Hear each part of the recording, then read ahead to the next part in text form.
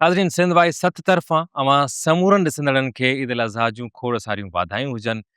ईद ये ख़ुशी जो ॾिणु आहे, पर ही ख़ुशी जो ॾिणु इहो बि दर्स ॾिए थो त असांखे सॼे मुआशिरे खे, पंहिंजे पाड़े वारनि खे, मुस्तहिक़ माण्हुनि खे गॾु खणी हलणु घुरिजे ऐं ईद जी ख़ुशियुनि में उन्हनि खे शामिलु ज़रूरु करणु घुरिजे। हू आमतौर ते चवंदा आहिनि त ईद ॿारनि जी हूंदी आहे, पर सभु माण्हू ईद मल्हाईंदा आहिनि। ईद ख़ुशीअ जो ॾींहुं आहे ऐं इन ख़ुशीअ जे ॾींहं ते जेकॾहिं असां पंहिंजे पाड़े में बुखायल पेट मारूड़नि खे विसारे छॾियूं था त इहा बि नाइंसाफ़ी आहे। जेकॾहिं असां वटि नवां कपिड़ा आहिनि ऐं पाड़े में हिकिड़ो ॿारु आहे, मासूम ॿारु आहे, उन वटि उहे उन ॾींहं ते बि पाइण जा कपिड़ा न आहिनि, त इहो बि हिकु सोचण जो मक़ामु आहे त उन जी ज़िमेवारी कंहिंजी आहे। ग़ुर्बत ते पाण ॻाल्हि ॿोल कंदासीं, जेका असांजी सोसाइटीअ में अदम बर्दाश्त आहे, पाण उन ते ॻाल्हि कंदासीं।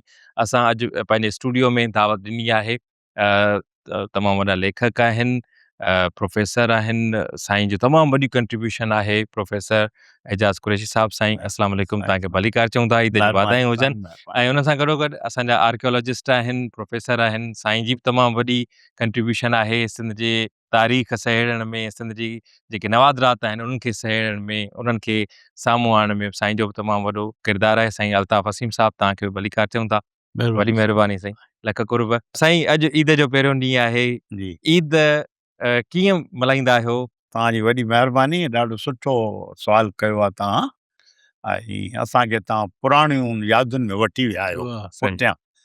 त साईं वेठो आहे ऐं नंढा असांजो शहर दादू, उते रहंदा हुआसीं।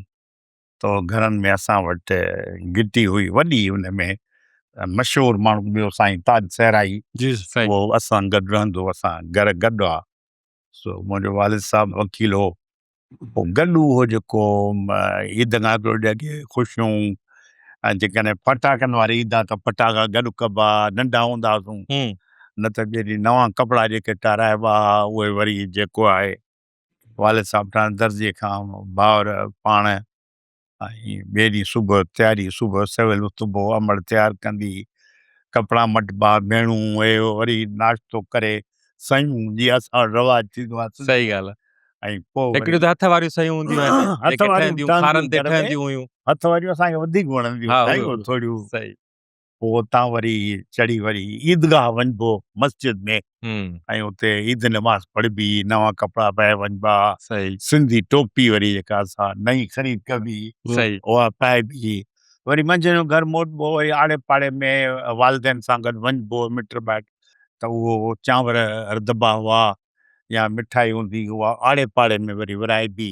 या ग़रीब ईंदा हुनखे ख़र्ची ॾिबी। हिकिड़ो मां सम्झो कुदरत जो कानून आहे, अलाह ताला चए थो हाणे माण्हू वीचारा ग़रीब आहिनि, ऐं जेको ॾियण जे आहिनि पंहिंजे सूरत हाल में या छा, त उहो अहिड़े नमूने सां पोइ उहो ॾींहुं नमाज़ में, चङियुनि ॻाल्हियुनि में, खाइण में गुज़रियो वञे। सही। ऐं वरी ॿिए ॾींहुं टे ॾींहुं अहिड़े नमूने सां माना। सही सही। साईं अल्ताफ़ साहिबु, तव्हां कीअं ईद गुज़ारींदा हो? यकीनी तौर ते नंढपण में त सभु, जीअं साईं कुरैशी साहिबु चयो, त तव्हांजी जनम भूमि में ईद गुज़रंदी आहे, किथे गुज़ारींदा आहियो ईद? ज़िंदगी जो वॾो अरसो ईदूं त असां पंहिंजे ॻोठ राणीपुर में ई कयूं आहिनि। ऐं राणीपुर जो हिकिड़ो वॾो तारीख़ी ऐं रूहानी पस मंज़र आहे दरगाहनि जे हवाले सां। सही। त उते जेके असां ईदूं कयूं, उहे इंतिहाई रवायती क़िस्म जूं ईदूं अॼु बि थियनि थियूं। गौसिया दरगाह राणीपुर में आहे, बगदादी साईं अब्दुल कादिर जीलानी जे ख़ानदान मां। त उते परे परे खां ईद नमाज़ पढ़णु परे परे खां अक़ीदतमंद ईंदा आहिनि, अॼु बि अचनि था। अॻे बि असांजा नंढा हूंदा हुआसीं, तोड़े जो हे सहूलियतूं कोन हुयूं, मोटरुनि जूं, कारुनि जूं। माण्हू उठनि ते, घोड़नि ते, टांगनि ते परे परे खां ईंदा हुआ। ऐं असांजा पीर साहिब जेके गादी नशीन आहे, जिन जे वॾी ईदगाह अॼु बि उहा वॾे में वॾी ईदगाह राणीपुर जी, त तेसि ताईं मतिलबु ईद नमाज़ जो टाइम हुन देरि करे रखिया त जीअं उत्तर ऐं ॾखण वारियूं ॿई जेके रेलूं सुबुह वारियूं आहिनि, उहे अचनि त जीअं माण्हू उन मां बि लहनि।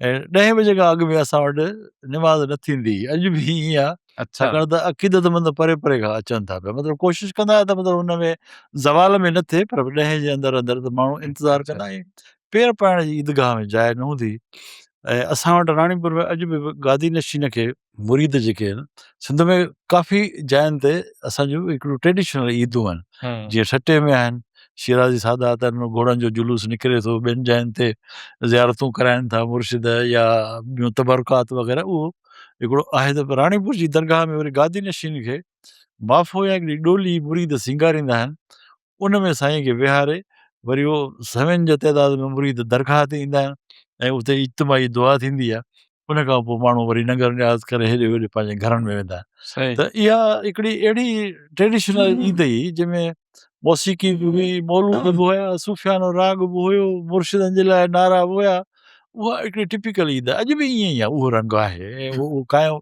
रहे थो छो इहो असांजो मज़हबी त्योहार न पर हिकिड़ो सकाफ़ती त्योहार जी हैसियत बि असांजी राणीपुर जी ईद सकाफ़ती त्योहार थी वियो आहे